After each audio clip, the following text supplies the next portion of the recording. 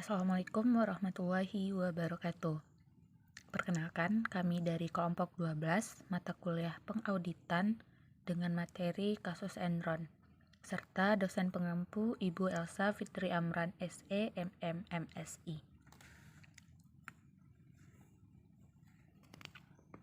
Dengan anggota dari kelompok 12 yaitu Nola Friska Dewi, NIM 1930403071, Nur Aziza 1930403072, dan juga Oktavia dengan NIM 1930403073.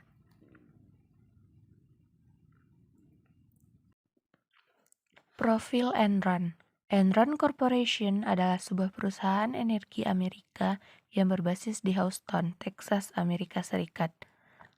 Kondisi Enron tahun 2000 digambarkan sebagai perusahaan Amerika paling inovatif selama 6 tahun berturut-turut versi Fortune.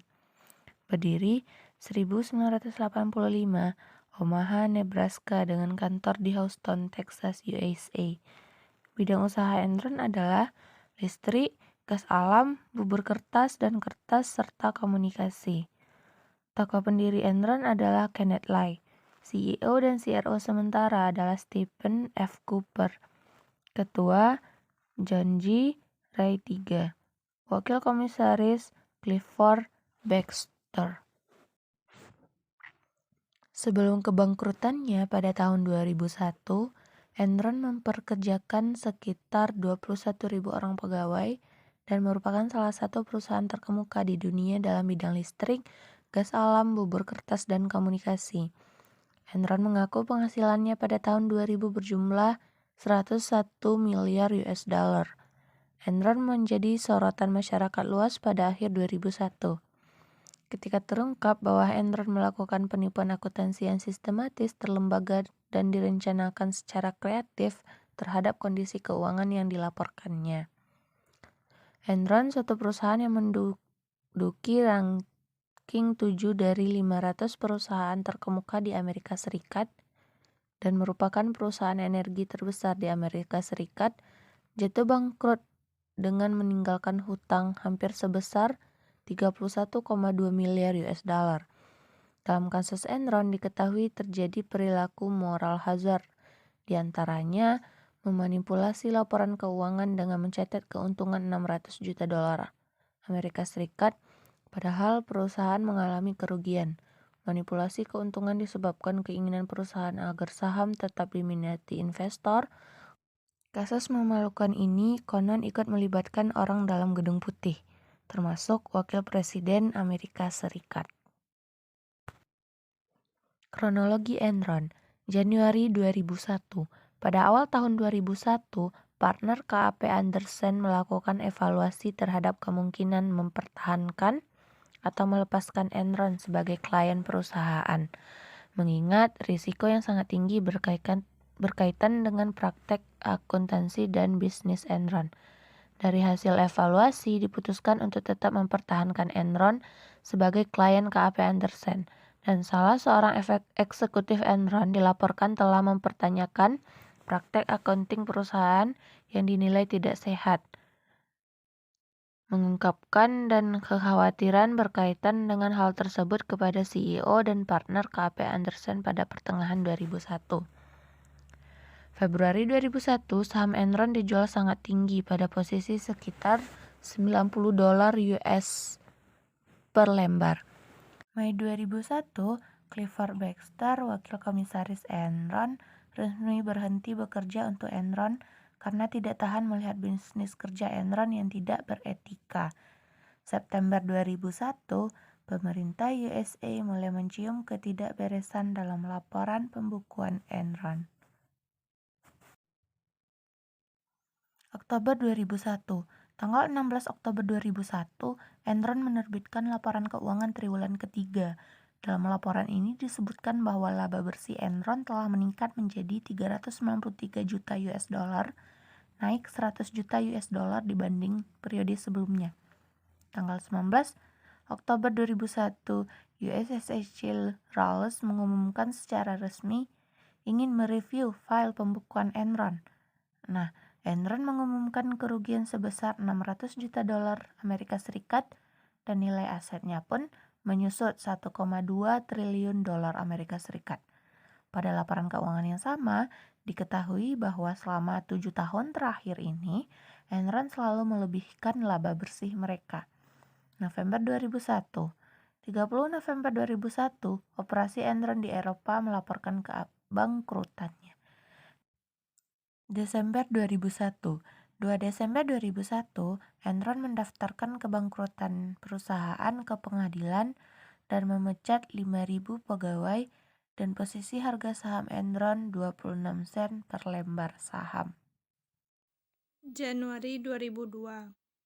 2 Januari 2002, CEO Enron, Kenneth Lay, mengundurkan diri tetapi masih dipertahankan posisinya di Dewan Direktur Perusahaan.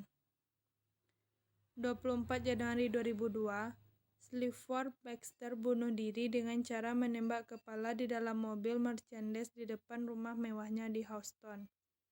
Februari 2002, 4 Februari 2002, Mr. Lay mengundurkan diri dari Dewan Direktur Perusahaan. 28 Februari 2002, KAP Anderson menawarkan ganti rugi 750 juta US dollar untuk menyelesaikan berbagai gugatan hukum yang diajukan kepada KAP Anderson. Maret 2002.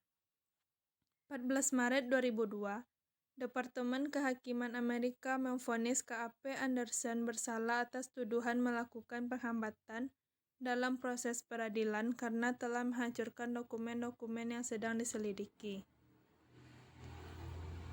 April 2002. 8 April 2002, seorang partner KAP Anderson, David Duncan, sebagai penanggung jawab audit Enron mengaku bersalah atas tuduhan melakukan hambatan proses peradilan dan setuju untuk menjadi saksi kunci di pengadilan bagi kasus KAP Anderson dan Enron. 9 April 2002, Jeffrey Mahon mengumumkan pengunduran diri sebagai Presiden dan Chief Operating Officer Enron yang berlaku efektif 1 Juni 2002. Juni 2002. 15 Juni 2002, juri federal di Houston menyatakan KAP Anderson bersalah telah melakukan hambatan terhadap proses peradilan. Kebangkrutan Enron tersebut menyebabkan dibubarkannya Kantor Akuntan Publik atau KAP. Arthur Andersen, yang berdiri sejak tahun 1913, sehingga karyawannya sebanyak 85.000 orang kehilangan pekerjaan. Kesalahan yang ditimpakan kepada Arthur Andersen, KAP yang mengaudit laporan keuangan Enron karena memberikan opini wajar, tidak menemukan atau bahkan dengan sengaja menutupi kecurangan penipuan akuntansi yang dilakukan Enron. Penyebab kebangkrutan Enron. Yang pertama, pengembangan bisnis.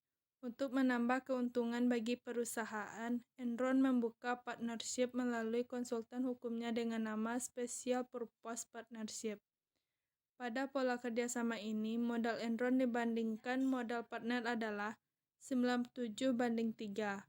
Modal Enron tersebut diperoleh dengan cara meminjamkan saham Enron atau induk perusahaan kepada Enron atau anak perusahaan sebagai modal dasar. Artinya, Enron melakukan transaksi dengan dirinya sendiri. Praktek window dressing. Manajemen Enron telah mengelambungkan atau markup pendapatannya sebesar 600 juta US dollar dan menyembunyikannya utangnya sejumlah 1,2 miliar US dollar. Pemberian opsi saham atau stock option plan yang masif. Kasus Enron dengan ciri pemberian opsi saham secara masif tidak hanya kepada karyawan kunci, bahkan komitmen audit, karyawan biasa, serta program pensiun karyawan juga diberikan dalam beberapa alternatif, antara lain pensiun dengan memperoleh opsi saham perusahaan, penjualan saham dalam skala besar oleh pihak orang dalam. Jeff Skilling, CEO Enron, sebelum mengundurkan diri pada Agustus 2001, menjual sahamnya dalam jumlah besar dengan kisaran harga 80 per lembar US dollar, dan pada saat sebelum pengunduran dirinya harga saham Enron anjlok menjadi 40 per lembar US dollar atau sekarang 55 per lembar US dollar. Enron dan politik. Pada tahun 1989, Enron menyumbang sebesar 5,7 juta dolar AS dan di mana sebagian besar disumbangkan ke Partai Republik. Kenneth Lay, komisaris dan CEO Enron, mempunyai hubungan yang khusus dengan Presiden George W. Bush. Dampak yang ditimbulkan dari skandal tersebut adalah merosotnya kepercayaan publik terhadap kejujuran, transparansi baik dari direksi perusahaan, perusahaan audit, dan bahkan kredibilitas pasar modal sendiri. Tabungan pensiun karyawan Enron. Menurut hukum perpajakan Amerika 401(k), tabungan pensiun pekerja tidak akan dikenai pajak jika kurang dari 12.000 dolar AS per tahun. Tabungan boleh diambil setelah 60 tahun. Selama berada dalam tabungan pensiunan, uang tersebut akan ditanamkan oleh perusahaan dalam bentuk saham dan obligasi. Dampak kasus Enron. 1. 4.000 karyawan kehilangan pekerjaan. Yang kedua, para karyawan Enron dan investor kecil-kecilan mengalami kerugian karena simpanan hari tua mereka musnah yang terikat dalam saham tanpa nilai. Yang ketiga, munculnya Sarbanes-Oxley, yaitu nama lain dari Undang-Undang Informasi Perlindungan Investor. Yang keempat, Arthur Andersen LPP yang dianggap ikut bersalah dalam kebangkrutan Enron juga terkena imbasnya. Perubahan yang terjadi. 1. Disahkan undang-undang baru Sarbanes-Oxley Act 2002. Yang kedua, larangan melakukan jasa konsultasi bersamaan dengan audit keuangan. Yang ketiga, pembatasan masa partner audit 7 tahun. Yang keempat, keharusan auditor untuk memberikan opini terhadap keandalan SPI. Pihak-pihak yang terkait. 1. Auditor independen Andersen, yang dulu dikenal sebagai Arthur Andersen, sebagai pihak konsultan pembukaan Enron. Yang kedua, kantor hukum yang menjadi penasihat Enron, Vinson dan Atkins, dalam Special Purpose Partnership. Yang ketiga, bank investasi besar di Wall Street yang meraup 240 juta US dollar dalam komisi sebagai penjual saham dan obligasi dari Enron. Yang keempat, Salomon Smith Barney Unit, Credit Suisse First Boston, Oakland.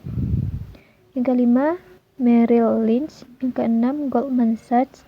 Yang ketujuh, JP Morgan Chase and Lehman Bros ikut meraup 240 juta US dollar dalam komisi sebagai penjual saham dan obligasi Enron. Selanjutnya, karyawan Enron kehilangan dana pensiun karena penanaman saham sebesar 15% pendapatan bulanan. Yang terakhir, eksekutif Enron yang menangguk keuntungan besar. Sekian dan terima kasih. Baik, mungkin itu saja materi dari kelompok 12 dengan kasus Enron. Terlebih dan terkurang diperbanyak maaf. Assalamualaikum warahmatullahi wabarakatuh.